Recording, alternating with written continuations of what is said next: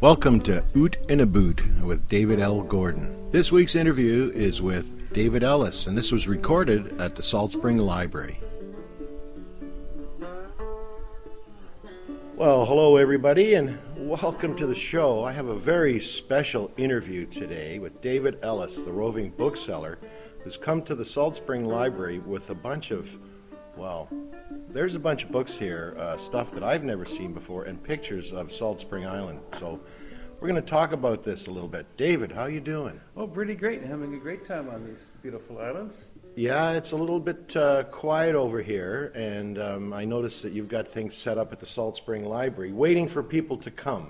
Yes, it's Sunday. We're open all day today, and I hope you can get people in. Well, that's the idea, that we get the word out. And the first thing that you threw on the table in front of me that I just love it, and I know that Salt Springers, if they can get their hands on this, are going to love it too, and it's called Snapshots of Early Salt Spring Island. And it features a lot of shots of things that don't exist anymore, places that we see every day that are quite different now than they were back then. This book was published when, in 1978? Yeah, so it's about a 30-year-old book or more. Mm-hmm. Yet everything in it is much older than that. Well, yeah, and I have, one of the things I have that you'll seldom see are these magazine articles. I've got one here called Salt Spring, A Sense of Freedom, which features paintings by Sylvia Stark. Yes. About black history in Salt Spring here. And I'm dying to find out if this lady will come in to here and see me. It's a picture of a lady in... Well, that's one of the Stark family, obviously. There's a picture of Sylvia at the bottom here. And I'm not sure, but some of these people are still living around here. Boy, it would be nice if they came in to visit at the library today. What are your hours here today? Well, we're open now, and we'll stay on until about 4, I think, or maybe later if people come in. And just before we get into who you are and what you've been doing all these years, let's talk a little bit about what you've brought today, because you've got the room filled with stuff. There's lots of things to look at. And I noticed the sign out front says First Nations Books. Well, what is that? Right. Well, that's my specialty more than anything else, and I go all over BC now visiting First Nations with books about them and help them build libraries for cultural, language, and purposes, and for research and all sorts of things like that. And I have a lot about the Coast Salish here. Probably the biggest reference library you'll ever get for Coast Salish is in this room. Wow. Here today, David. It's here today. Yep, and I just have years of work. 20 years I've been building up the books till I have just about all of them on the Coast Salish for this region, which I supplied to Coast Salish First Nations. Well, you are the roving bookseller, aren't you? Yes. I have quite a big area. Sort of like a traveling salesman who carries books. Well, it's a little different than that, because people think, oh, well, he just goes along hawking books. But what I have done, my dad started this 40 years ago and built up these histories of each BC small town. And then when I took it over, I built it up even more. And he used to go around by boat. Bill Ellis, he used to go up and down the coast by boat and some by car. And then I developed it so I could go by car all over BC to the towns. And when I do it, I call it precision book selling. When I go to Kamloops or Salt Spring, wherever I'm going, I bring the books just about that area, which we built. It's a 40-year collection here, and try and bring the books home. Now, I notice you have a lot of stuff here. So you bring the books that pertain to the area. Do you, like, there's other books here as well, right? You're not just talking about that, obviously, because there's so much here. It can't all be about Salt Spring. No, I have a nice collection of art books here, and like this one, photography book, Women of Conscience. I hear you have a lot of them on Salt Spring Island. Yes. And history of photography. And so I've got quite a wide variety of... And like this is a self-published book here, the Salish Indians of Vancouver Island by Dr. Jeunesse. And I suppose this is a rare book because it was hand-done. Only 4 were ever published by the bookstore in Salish. Haunted Bookshop did 4. The manuscript is still in Ottawa, and so there's a copy of it there, and that's one of the most hard to get exposés of Salish life, very well written by this great ethnologist. I'm just quickly scanning it with my eye, and the kind of information that's it's very personal. This is oral historiography.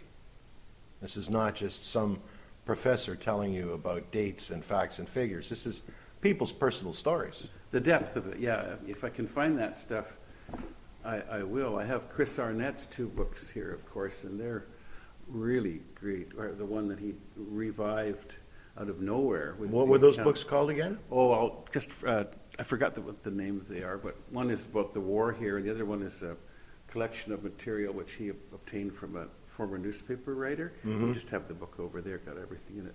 But it's an incredible job that he brought that to life. This lady interviewed these people years ago. He dredged it out of the archives and Mm-hmm. brought it to life. And I also have Nancy Turner's Ethnobotany for this Coast Salish area with the use of plants and your camas, because I also know... Well, camas is a fascinating plant, isn't it? Well, I've never eaten it, and I'd like to try it, and I'd also like to be taken out to be shown it. And I understand, talking to the people on Main Island, so a lot of the guys down there know where every camas bed. I mean, you guys really study these islands, and I think this is cool. I think maybe someday... Well, at one time it was even used as a major form of barter, almost like a form of exchange, camas. And if you go to Beacon Hill Park in Victoria, you'll see it growing wild all over the hills there. That must have been a huge camas field at one time. Yeah, and apparently it was one of those plants, and even clams are in this same type of thing, where the more you harvest it, and you regularly harvest it, don't over-harvest it, then they would grow better. So it's one of the semi-cultivated crops which Native people used, and of course, I think most of the camas beds now have been destroyed outside Beacon Hill Park or in serious trouble, and that's one thing that people have to take on and try and rehabilitate them. I'm sure you guys will. Yeah, no question about that. Somebody will be out there trying anyway. So tell me something else here. What else have you got here in front of me? Well, I just have one book by Gene Marvin about the Hawaiian or Kanaka people who are here. Yes. I'm looking for, and I'll be getting more of this book, and I'll be trying to find out more about that. And then, of course, I have... Well, those were just so we have to expand on that just a little bit. Sure. Those were the Hawaiians that came here.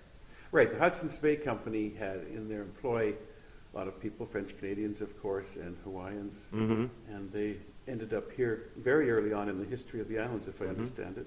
Well, one of the families that's here, still well established, still living on the original property, is the Roland family down in the south end.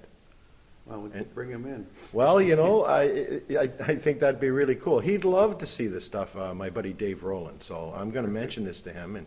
And I also have a lot of maritime history, especially of the early maritime British and Spanish explorers. I'm a bit low on the Spanish, but I've still got Captain Vancouver over there. Have you got anything about the gold of Vancouver Island? Do you have any books about that? You know, I don't have them with me today, but I do have those for the Souk area and for Leechtown, which was a huge gold operation at one time, wasn't it? In Souk. Yeah. Yeah, and it seemed to be all taken up. It didn't last very long. No, I don't have that with me today, but I'll bring it next time. But it's the kind of thing that you can get, or you have, because you have all these rare books here at the library. That's in the Souk compartment. Right. But if I get a request, you see, that's why next time I'm going to come and ask people to make requests. I do have several things on the gold rush here, and because I know people used to stop at Main Island on the way to the gold rush, and that's actually one of the first places, people stopped. Well, everybody left for the Yukon, didn't they? Yeah, and of course it was by rowboat or small boat, and they had to have a stopping place there. Yeah. I've also got... fascinating times. Oh, yeah. Well, the history of the province. Every valley has a different history. Don't have anybody else try this job. It's very exhausting. I go up to the Kootenays, it's the Doukhobor history. Right. I go to the far north, it's the mining and forestry history, and everywhere. It's an exhausting job, but it's a heck of a lot of fun. Well, I can see that, and you're only here today, so I'm really going to have to urge the people to come out and see what I'm seeing, because it's quite something. It must take you an hour to get the books out of the car. It does. Well, I have a nice young fellows helping me unload, and then I have to sort them. I have to be able to find them Right. in a flash, and hope to be of service to people here today. Good. And you're ready to sell the books right now, aren't you? Ready to go. That's I've great. got Visa here, and we've got a lot of these art books too. I know there's a lot of artists, so I'm hoping they'll come in today. Well, I just want to talk a little bit about where you come from and where you grew up. You're from Haida Gwaii? No, that was my dad. I Oh, was okay. born in Vancouver, raised in the lower mainland. But one of the things my dad always did is take us out to the Caribou, to northern BC, to the Right. Kootenays. So I don't consider myself a resident of Vancouver. I'm a resident of BC. All the small towns are my home. I know the back streets now. I know this is a one-way street. I know there's a one-way street in Cranbrook. Yeah. You don't want to get on the wrong side of. Oh, you get funny looks if you go the wrong way, I'll tell you. It won't take you long to turn around because everybody will be telling you. And with my dad starting on this and his passion for BC, we're all one group of people, and we have to think together. There's not one town against another, you know. I'm at home here, and so with that attitude, I love all the places I go, and I meet a lot of great people, all a little different, all with a different history and bent, and the same with the native people. Completely, there's 30 different languages in the province, and every native community is completely different from the next one, completely different. They're related in language in some places, but it's just amazing how every valley in this province has a different culture. A little bit of geography makes a huge difference in this province. Everything, yeah. In every way as well, not just in the people, but in the wildlife, in the trees, in the flowers. It's an amazingly diverse province. Well, I've tried to get a lot of stuff on the natural history and on the invertebrate life and mammals, and because that's different Yeah. everywhere. You have the driest part of the province here, and I think when I was at Saturna on this trip, I went to all of the Gulf Islands. I think I was close to the driest place on the coast of like 30 inches or 40 inches of rain. Arbutus trees everywhere. It's quite different on Saturna, isn't it? Yeah. Beautiful, beautiful place. Well, they're all nice, and I love the arbutus. Where I grew up in West Vancouver near Horseshoe Bay, there's a big arbutus zone Right. there, which people really fought for when the highway was widened. But lots of arbutus there, and beautiful tree. Well, it's just a beautiful place to be. And I thank you for coming in and bringing all these books and inviting me to come in and talk to you. It was fun meeting you. Well, thank you, David. How do people get a hold of you if they, because we have listeners far and wide. So how do they get a hold of you if they want to talk to you? And where do they find your stuff online? I don't have it online. I have a system of going to bring it to people. That keeps Right. me busy. I don't get time for the internet. But you can Google David Ellis Bookseller, and you'll get me, and you also get my pipeline inspection activities, which I do a lot of environmental work. And I also work. You on hiked other- the pipeline, didn't you? Yeah, I do. Yeah, that's one of the things Yeah. I did as I'm going around. I see, oh, well, what I did is I found out a 1952 book published about the pipeline by the pipeline people, and I resurrected it and got them out of old bookstores, and I started to sell it to the First Nations along the way, and libraries, and Kamloops Library. And then I thought, well, I don't see anybody hiking the line, and they're talking about the new line. I'm better to study the old one. So I started to hike it, and I figured out that in the course of a year, I crossed the pipeline 100 times as I go up to Kamloops, back and forth to my Right. business here. Right. And so, hey, if it breaks, I'm going to die. So I thought, this actually affects me big time. So I started to hike it and study it, and I often met the maintenance men, and I had a good time learning from them a lot of the basic maintenance issues regarding the pipeline, cathodic protection and all this Yeah. technical stuff. I'm trained in natural resource management, so I enjoy getting into technical discussions. That doesn't bother me at all, you know. And I learned a lot from them, and I'm actually spent 15 minutes a day, no more. I'm not able to put much time into this, but I spend 15 minutes a day now criticizing what I see as the problems and why the old line is going to break, and it should be all shut down and replaced. Here I'm ranting on, but if it's You know not what? A replaced- nice personal touch for the end of the interview is exactly what I was looking for. Well, thank you, sir. And so your email is? David Ellis at lightspeed.ca. Very